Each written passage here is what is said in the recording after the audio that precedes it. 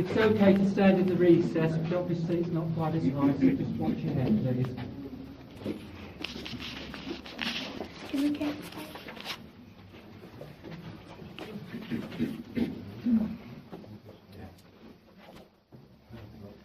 Okay, so we're in the air raid tunnel system, and I think so far everyone's keeping to the 1939 rules. That's no smoking, no spitting, no swearing, no pets are allowed into the tunnel system. If there's an air raid, you've got to leave your cat or dog on the surface to take its chance. Prams and pushchairs are not allowed either. But now we waived that one. Baby buggies we've had in, at the other end of the age range, even mobility scooters. Everyone's welcome.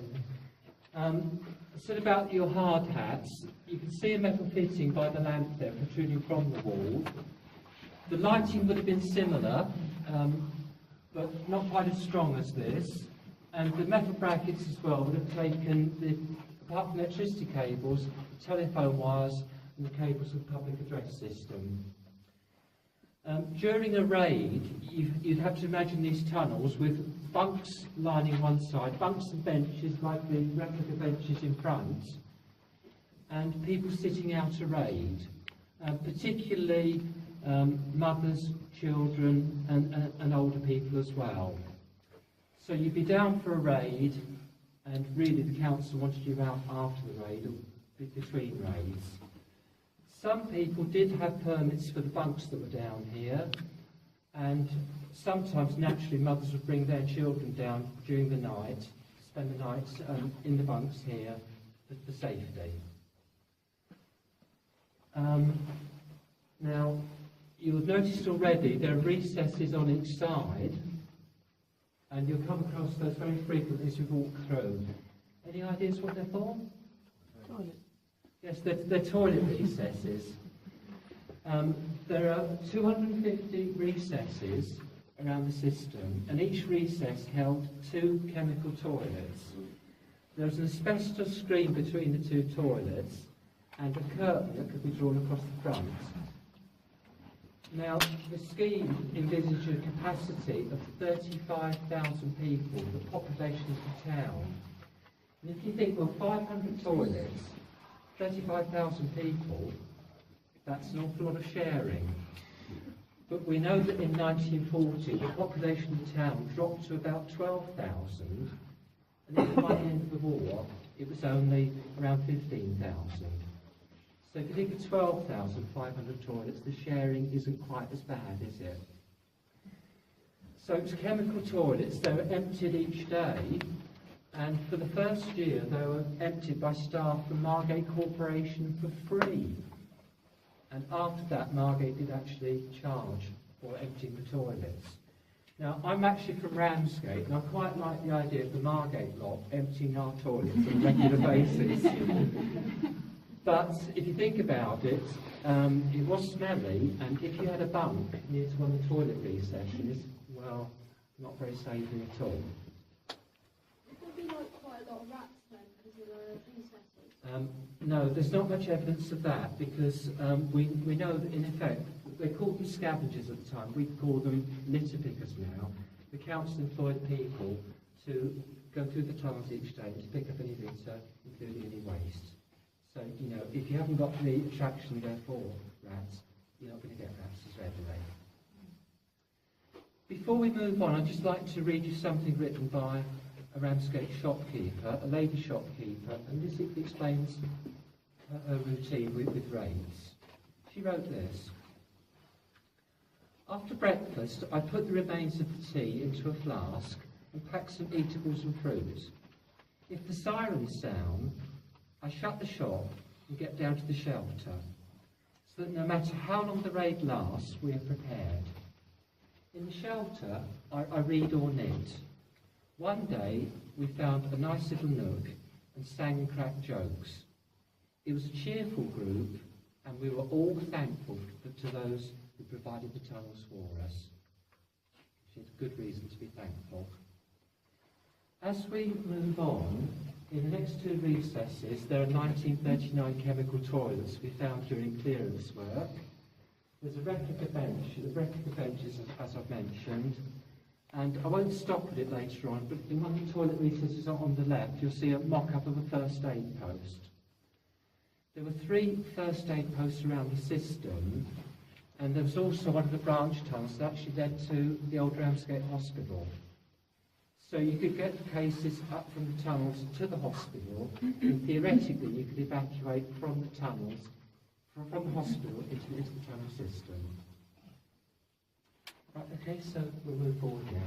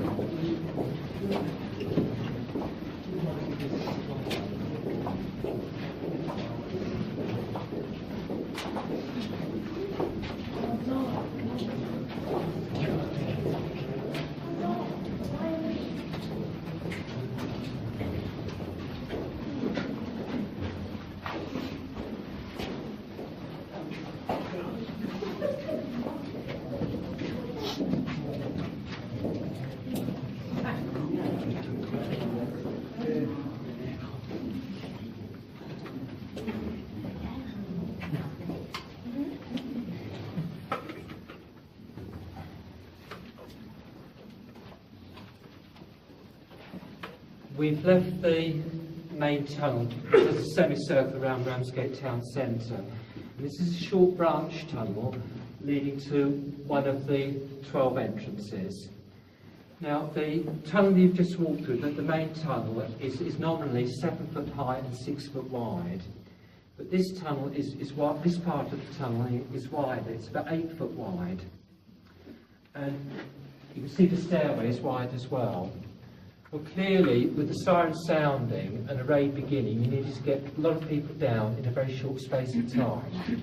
So hundreds, or even maybe 1,000 people coming down these stairs in a very short space of time. Wide staircase, a raid in the middle, like this. We're now under the sort of deepest part of the system. You've started really at the base of a cliff, and you're now under a ridge, and there's about 75 feet of chalk above us to the surface. And if you're local, this entrance goes up and comes out opposite Holy Trinity Church in a place called Arklow Square. And if you look at the brickwork opposite Holy Trinity Church, there's a change in the brickwork, and that's where the entrance is up on the surface, or where the entrance was. There are 3 flights of stairs like this, identical flights. The stairs go up, there's a landing, there's a right angle bend, another flight of steps, another landing, another right angle bend, and then you're up to the surface. And the entrance would have been left open during wartime. The idea of the right angle bends was, if a bomb was dropped and it exploded near the entrance, the blast would enter the tunnel system, but shrapnel and debris would not really penetrate beyond the first right angle bend. So if you were coming down in a hurry, if you got beyond that first right angle bend, you should be safe. Working the other way, any lighting down here in the tunnel would not get beyond the first right angle bend this way. And clearly that was important in a blackout situation. So again, it's part of Brimmell's planning for the tunnels and the brilliant engineering that went into devising the tunnel system. If I could take you back now to Saturday the 24th of August 1940, worst day of the war for nearby RAF Manston, which is only 4 or 5 miles away from us, the airfield at Manston, and the worst day of the war for Ramsgate. Both Manston and Ramsgate had been attacked prior to the 24th of August, but Manston was still absolutely fully functional as an RAF Fighter Command airfield. They couldn't station aircraft there all the time because it was so close to the continent. So RAF aircraft were kept further away, but they could fly into Manston for refuelling and rearming and then operate from there. But they weren't actually based there because it was too dangerous to have them so close to the continent. Anyway, if you go back to the Saturday morning, a formation of German bombers, the second attack of the day, had come over. The RAF had been unable to break up the formation, and RAF Manston was then heavily bombed. It was during the Battle of Britain, and it was during the phase where the German Air Force was trying to destroy Fighter Command airfields in southern England. A second wave of German aircraft followed, and their intention was to attack the airfield at Manston, RAF Manston. But the first attack had been very successful, and the airfield was actually covered in smoke and chalk dust, clouds of smoke and chalk dust. And effectively, they couldn't see the target. We also think this second group of aircraft was under more pressure from the RAF, and we know for certain that 4 German bombers were shot down from that group. Now, there's one story of an armed trawler stationed off Ramsgate, and it's said to have shot down 2 German bombers, and it included the group commander. And the idea is then that Ramsgate was bombed as actually as a retaliation for the group commander being shot down. The claims of the trawler to have shot down 2 German bombers were not confirmed. I think it's more likely that the RAF actually shot those aircraft down. And I think it's more likely as well that it's the aircraft that couldn't bomb Manston. It wasn't necessarily a retaliation raid on Ramsgate, but They couldn't attack Manston, so they got rid of their bombs before flying back to their base near Paris. The eastern side of the town was badly affected. The Germans tried to bomb the railway viaduct, but missed, and a lot of the housing in the area by the viaduct was badly affected. They also bombed the gasworks, and again surrounding areas of housing were hit. And also the area between here and the waterfall, down towards the harbour, that area was also heavily bombed. 31 people were killed, 10 were seriously injured, there were 49 other injuries, including actually a couple of my mother's cousins. But most people were safe because they were down here within the tunnel system. The German aircraft that were also doing the bombing also flew to a second airfield, Ramsgate Municipal Airport, a civil airfield on the edge of Ramsgate and Broadstairs, where the Pisons Road Industrial Estate is now, and they dropped 60 bombs there, which effectively wrote that airfield off for operational use. The mayor and Dick Brimmel were caught up in the raid. The mayor had been outside the council offices. He'd been blown back into the offices by the force of a bomb. And Dick Brimmel and his staff were under another council building in a reinforced cellar that actually collapsed on them. The mayor eventually got himself out, and Dick Brimmel and his staff got themselves out as well. They walked along Albion Place and met up. And the mayor said they were all looking pretty ghastly, covered in dust, pretty shaken, but alive and basically uninjured. And the mayor apparently then got the party together, took them down into the remains of the mayor's parlour, and they broke out the whiskey, had some whiskey, shared the whiskey around, and started to feel a bit better and more like normal. In his memoirs, the mayor actually wrote this following the raid. When I stood outside of what remained of the council offices and looked at the town, I didn't think there was much left intact. We were badly scarred, but even so, we had our chins up. This was not the way to subdue British people. It only brought out the bulldog breed in us and made us all the more determined to stick it out. Sounds a bit like Captain Mannering, doesn't it, from Dad's Army? But I think you see the sort of spirit there, the defiance there, despite everything that happened. If you'd like to switch your lanterns and torches on now, and if I could just come down through the middle of you, we're then going to move left into the darkened section of the tunnels. Okay.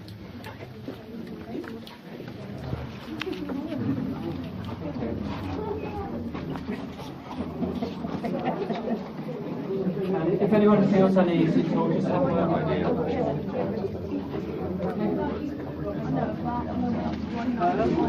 I know.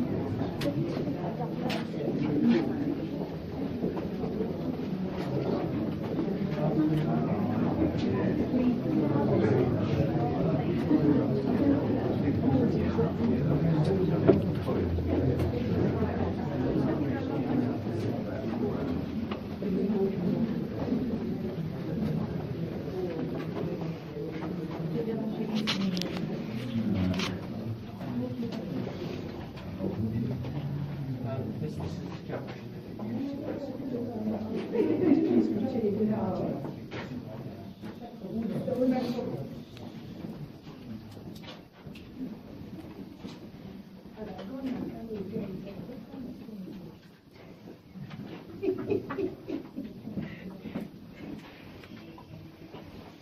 Joe, if you could come up, please, from the end. It's a bigger group, so I'll give an explanation here, and as I move forward, Joe will still be here, and he'll be able to shine his torch down to what you see in front of you. We've lost Joe. Lost Joe. Okay. We don't usually lose anyone. Right. Okay. So I'll carry on anyway. Okay, Joe. Right. We're still under Victoria Road. We've come about 3/4 of the way down Victoria Road. There's less and less chalk above us, and now we're about 40 feet underground. I've stopped you here at one of the 10 construction shafts used to build the system. This is construction shaft number 8. So, in terms of excavating the system, they'd have dug down beside the road to the required depth, then come outwards, and then work from the left and the right to then link up with the next construction shaft. We know in part of the system a tramway arrangement was used, and buckets of chalk spoil would have been put onto the tramway, moved along to the construction shaft, hauled up to the top, put onto the back of the lorry, and then taken to the foreshore on the west side of Ramsgate Harbour, where the chalk was dumped. And just as what happens with cliff falls, gradually the dumping of the chalk there would have been washed away. You can see a lot of sort of staining on the chalk as well here. It's quite dark. We believe that could be perhaps from some of the diesel engines that we use in part of the system. Brimble, with the 12 entrances, Joe, if you could come forward, if that's okay. Yes, so you thought we'd be done. Well, we thought we'd lost you for a minute. No. Okay. So as I move on, Joe, just in case of shining again, so people back can see. Thank you. With the 12 entrances left open all the time, and with a slight gradient from East Cliff to West Cliff, Brimble thought that the tunnel system would be self-ventilating. But he wasn't completely sure. So the construction shafts were later converted, or partly converted, into ventilation shafts, hence the brickwork that you'll see. But when the tunnels were in use, it was found that ventilation was sufficient, and it wasn't necessary to complete these as ventilation shafts. So the tops have actually been covered with reinforced concrete, and there's a manhole cover where this reaches the surface. And if you're local, we're about 3/4 of the way.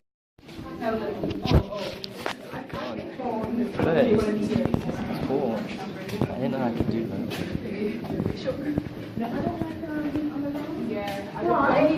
When he said like how many feet? How many feet? It's 70 feet. 70? 70. There's a lot of forces on this. Is there? I'm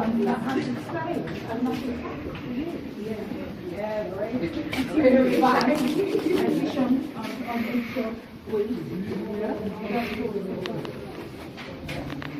I was thinking of the beginning of what's that thing? Wow.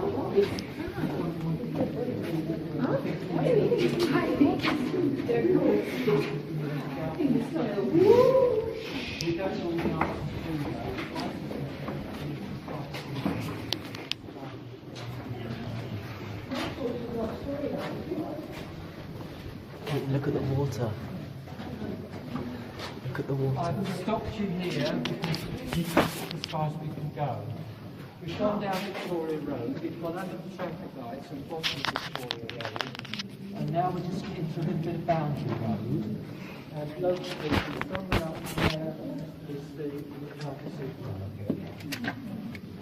In the 1950s, a burst water main on Boundary Road brought down a lot of material, and that material forms the blockage that you see in front.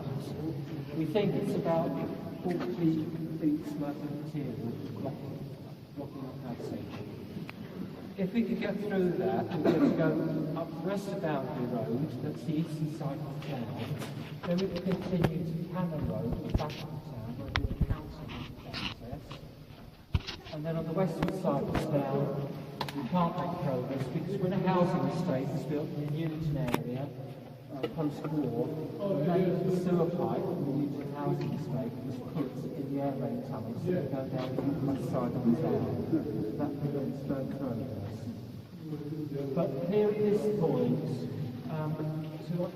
to your right now, or mostly to your right, this is our second public entrance.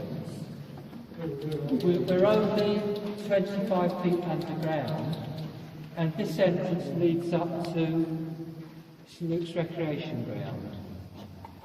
Now, because it's so shallow, it's a sloped arrangement. So there's a slope in front of you that you can see. There's a right angle bend, another slope, another right angle bend, another slope, and then it's just a few steps that go up to the surface. And again, if you're local, if you look in that corner of St Luke's recreation ground, diagonally opposite from Aldi, you'll see a series of concrete blocks. They cover the entrance. It's rather like covering a stairwell, so you do need quite a lot of blocks. And within those concrete blocks, you can see a raised area. That's one of our escape hatches, and there are ventilation bits as well within that. Because work is currently underway, I can't take all the way around, unfortunately, but I will take you up to the back now. So if you'd like to follow me up.